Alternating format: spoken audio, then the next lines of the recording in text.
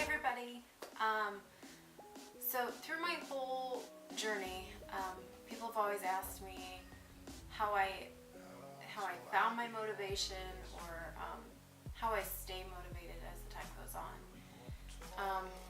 And it's been happening more so recently. People have been asking about it, and I decided to make this video. Just kind of, help people out, maybe help them figure out how to find their motivation, or where to start, I guess. So if you see me looking down, it's because I've got notes on my phone so that I don't forget certain things I want to mention.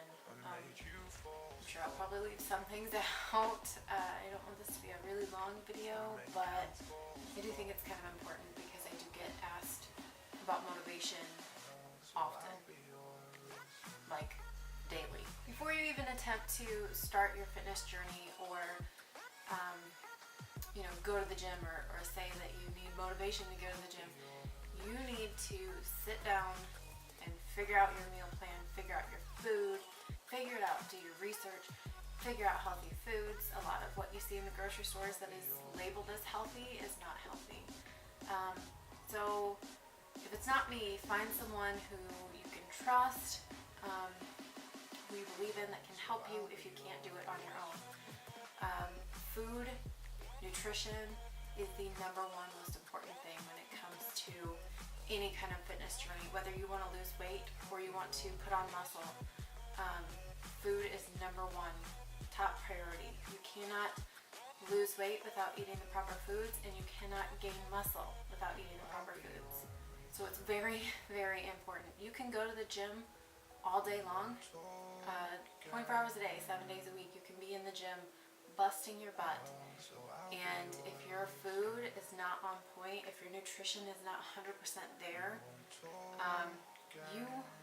you're not going to see your results. You may see a little drop on the scale, but it's not going to be significant, and it's not going to benefit you.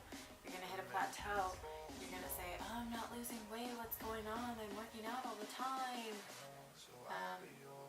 So nutrition and food, number one, top priority before you even think about doing any kind of fitness workout routine, training schedule, anything.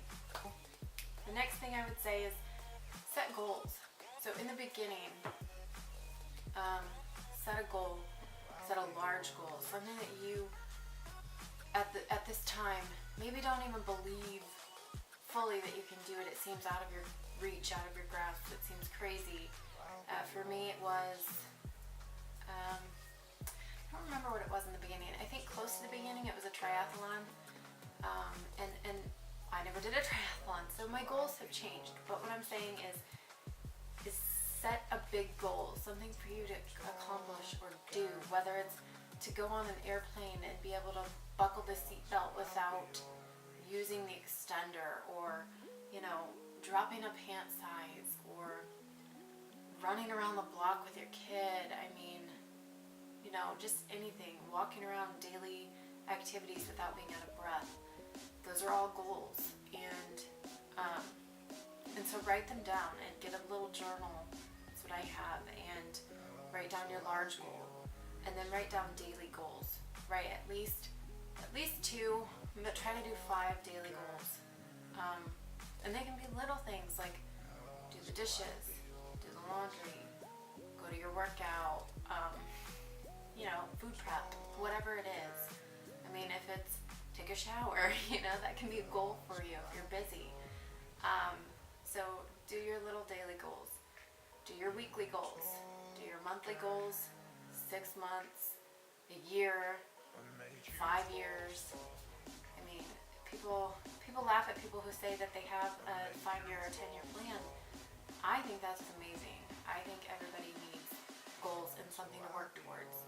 If you have something in mind that you really want to do and you're working towards it, chances are you're not going to give up. If you're just going into a workout routine or a fitness journey and you have no idea what you want to do or where you want to go, you're working aimlessly, and that is what makes people quit. You run out of drive, you run out of passion, it's not there, you've lost sight of what you want. You need to find your why. And that's another thing that goes with goals. So you need to find, why do I want this? For what purpose? And what am I willing to do to get it? So figure out your why. Your why can be very personal to you. I know several people who have whys who will tell you their why. And some people who won't. It's all up to you. You don't even have to share your goals with people. I didn't for a long time. And there are still goals that I have that I haven't shared with anybody because, you know, I will when I'm ready. But it can be a very personal thing. So keep that in mind. Let's see. If your goals do not scare the living shit out of you, it's not big enough. I'm not talking about your daily goals, your weekly goals, even your monthly, maybe even a year. I'm not even talking about that. I'm talking about your long-term goals. The goals that you don't deem possible right now, those goals, they should scare you shitless. And if they don't, you need to think harder and you need to change them. Because you need to be afraid of them. They need to be huge. Huge. In the beginning, I hear a lot of people tell me, Stephanie, I hate working out. I don't like it. You know what? I didn't like it in the beginning. I mean, I know a lot of people that don't like working out. I know people who work out every single day, who have worked out every single day for years and years and years, who don't enjoy it. But what I say to that, or what I would like to say to that, is that you're not going to always like every workout that you do. That's just a given. Some of the days are going to suck. Some of the days you're going to cry. Some days you're going to puke. Some days you're going to feel like you're going to die. You're not always going to like it.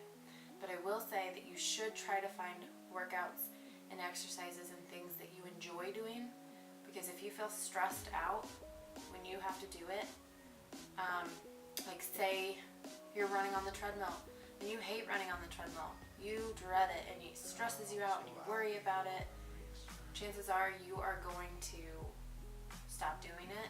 You're just going to quit. Or you're going to be so stressed out that your body releases a hormone called cortisol. Cortisol is a hormone that allows fat to be stored in your belly. So then you're working against yourself because you're so stressed out that your body's retaining belly fat and you're sitting here running like a hamster on the treadmill, not getting anywhere. So what I'm saying is, find something that you enjoy. The things that you like will change. Trust me, they will change. You may not like running on the treadmill right now, but one day you might.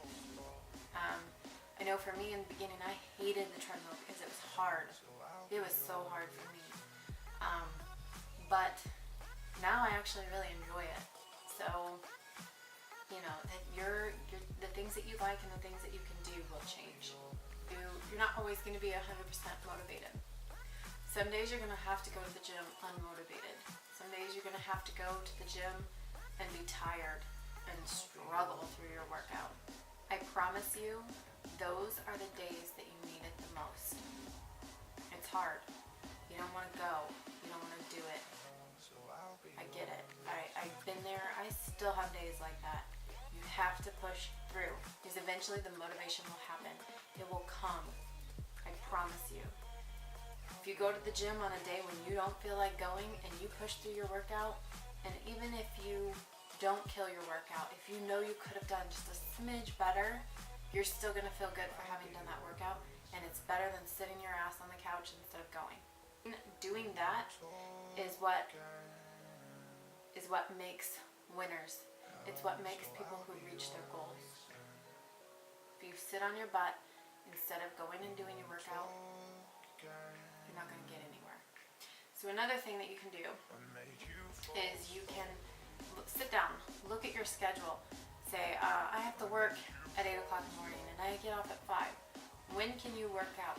Can you work out in the morning before you go to work? Or does it work out better for you to go after work? Does it work out okay for you to come during lunch? I mean, anything. So sit down on Sunday, look at your schedule for the week, look at what you have coming up, write down the days and the times that you're going to go work out. Write them down in your schedule, on your calendar, on your work calendar. Tell your friends, tell your spouse, tell your grandma. I don't care who you tell. Tell somebody, I'm going on this day, this day, this day, this day, and this is what I'm doing. Or this is what time I'm doing it at. That is a way to hold yourself accountable, because when you look at that schedule and you say, oh, I have to go to the gym today at 3:30, you'll go. Or you'll make an excuse and won't. But you should go. And then if you continually do that, it just becomes a habit. So that helps. If you don't set a schedule and you're just going to say, oh, I'm going to go to the gym this week, you won't. You're not going to go. Not if you don't have a schedule. Not if you don't know when you're going to go. It's just going to be random and it's going to be unplanned. People doing unplanned things are the people who don't reach their goals. If you're serious about this, these are the steps that you should take. I promise you. I know, because I've been successful doing this. I'm just sharing this because I've been asked and because people want to know. So the next thing that I can suggest to you is to find a workout buddy. You can find somebody that's close by you so that you can go to the same gym, or you can find an accountability partner, somebody who's not close in your area. Say you can't go together to the gym, but you just need somebody that you can check in with. I know for myself, I have several people that I can go to the gym with, and that's great. And it's better than going by myself, because they motivate me. They push me harder. If I was to go by myself, I don't push myself as hard. And I know a lot of people will tell you the same thing. Some people do great on their own. They do really great. I'm not one of those people. I do better when I have someone there pushing me, talking about what's going on, telling me, you can do one more rep, you got it, you can do it. That pushes me. So that really helps me. But if you don't have someone that you can have that with, then have somebody that you can at least send progress pictures to, or like measurements. Another thing that kind of plays off of that is, instead of going to the gym alone, if you can't get somebody to go with you, go to a class. Several gyms have classes. They offer classes, like weight training classes, conditioning classes is what we offer. Cardio, whether it's like kickboxing or Muay Thai or anything, boxing. I mean, any kind of a class that you can get involved in is a great way to get in shape. For one, when you go to a class, it allows you to get to know the people that go to that gym. You get to know them, then you build relationships with them, and guess what? You have a workout buddy, so that's a great thing to do. Also, when you work out in the class atmosphere, it pushes you harder. So I just think that going to classes is a really great way to get in shape and fulfill your fitness workouts and keep motivation. So, I mean, even if it's like, Zumba or like CrossFit, whatever you want to do, go do it, go try it. I mean, there's people there that are doing what you're doing. They're going to motivate you and you can motivate them. I mean, it's just that simple. Like I said, you can never have enough support. Logging progress. And this doesn't just mean just weight. This means log your workouts. Today I can do five push-ups. Log it, write it down. Then next week, see how many push-ups you can do. Maybe you can do 6, maybe you can do 10. I don't know. But if you write it down, you'll be able to see your progress week from week. And that is really motivating in and of itself, because you can see, look how far I'm coming, look what I can do. I'm not struggling to do this so much anymore, or I got one more rep than I did last week. That's amazing. And that will give you inner motivation for sure. Along with that, I guess I'm not a big fan of the scale.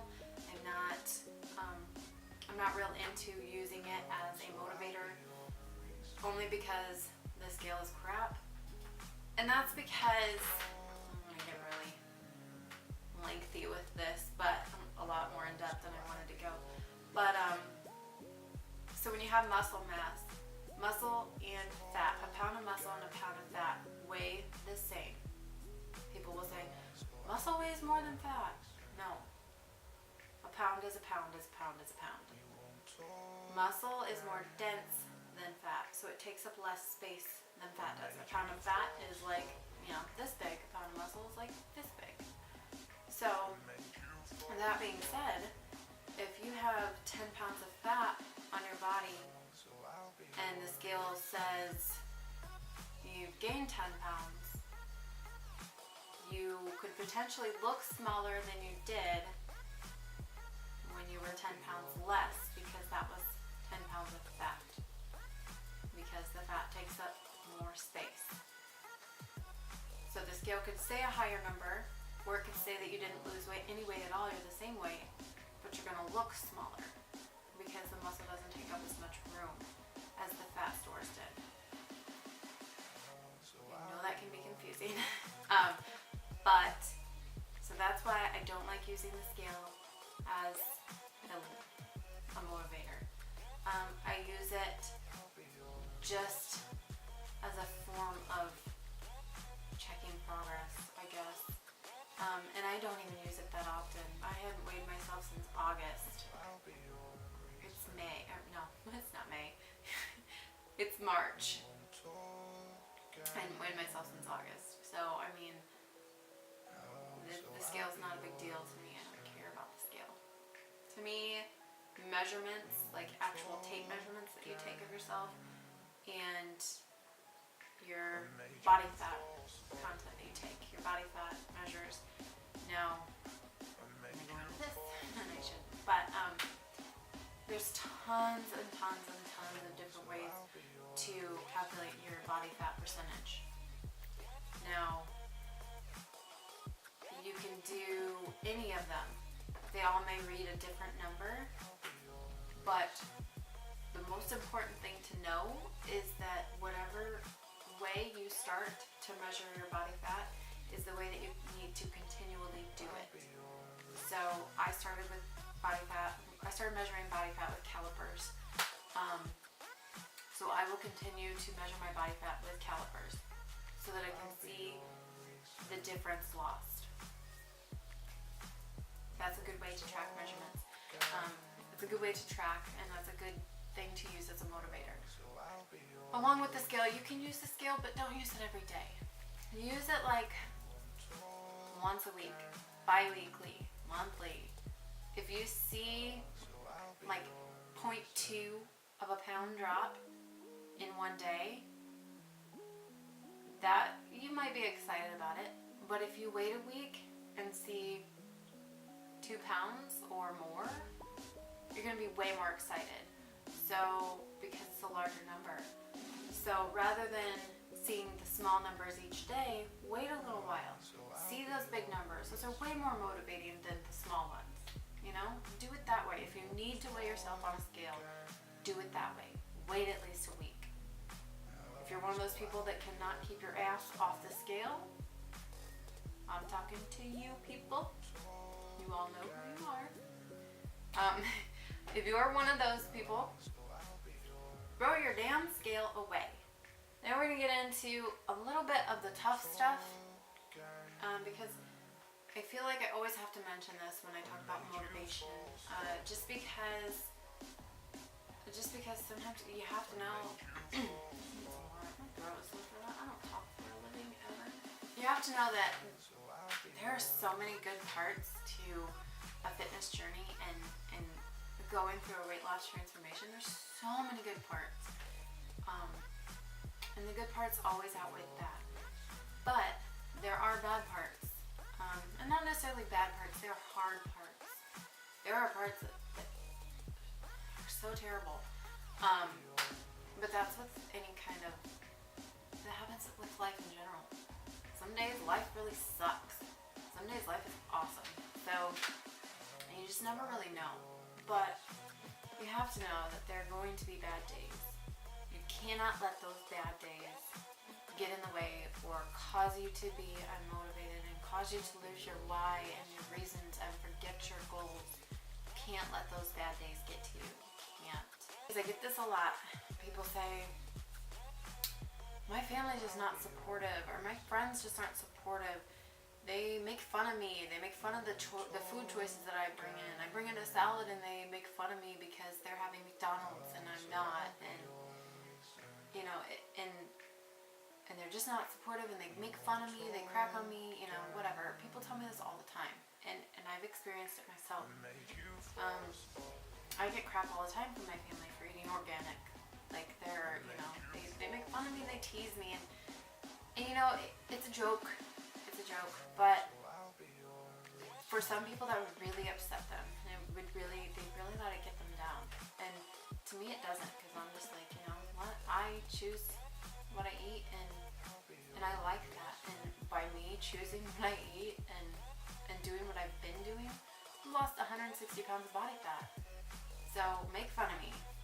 Do it. Unbothered. Okay, but got off track. But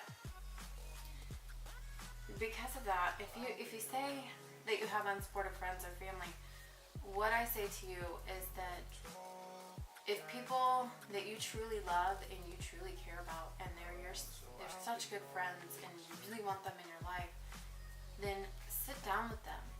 Sit down, have a heart to heart, and say, look, these are the changes that I'm going to make. I need to make them for me. I need to get healthy. I want to reach this goal. Can you love me enough to support me in this?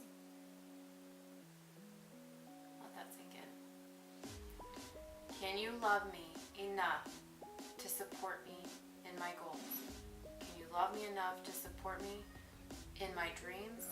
Can you love me enough to support me through this journey? There is no one that can tell you they can't love you enough to support you. If they tell you that they cannot love you enough to support you, you need to get rid of them. They are toxic. That being said, not everybody's going to stick around for the long haul. When I first started my journey, I did not expect so many people to drop like flies out of my life. But they do.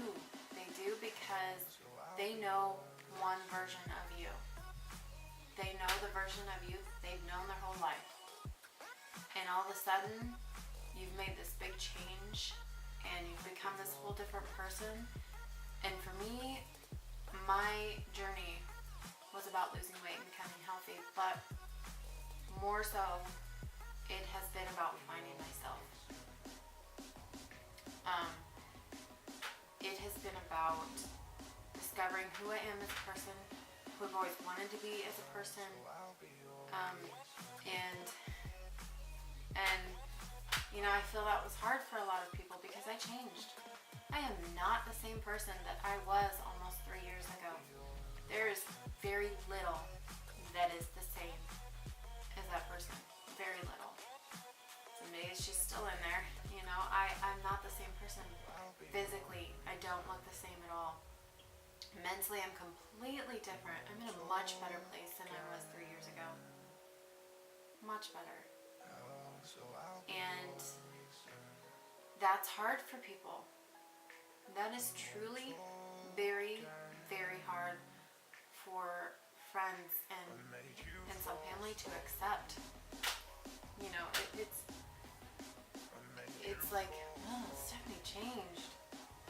Look at what she's eating, look at what she's doing, look at what she's saying, look at her posting about her working out, and that's so annoying, and you know, just things. People don't like change. They just don't. And like I said, it's very hard for some people to accept when you start changing. So you might lose friends. You may not. You may be lucky. It's okay, because if you become a person that you truly like, and if you become happy with what you're doing, and you know that you're doing the right things for you, if people want to step out of your life, let them. Do not let people and situations drain you of your motivation. So that concludes all the motivation tips that I could come up with in a short amount of time. If I have any more, I'll put them out. Please like and subscribe. If you have any questions, put them in the comments down below and I'll try to answer them for you. Yeah, I think that's all. So put these tips into practice. Write your goals down. Do all that. Find your buddy. Talk to your family. Do all of it. Do it. So then you can start your journey. You can start on a path to success. So, thank you all for watching, and hopefully my next video will be up a lot sooner. Bye guys.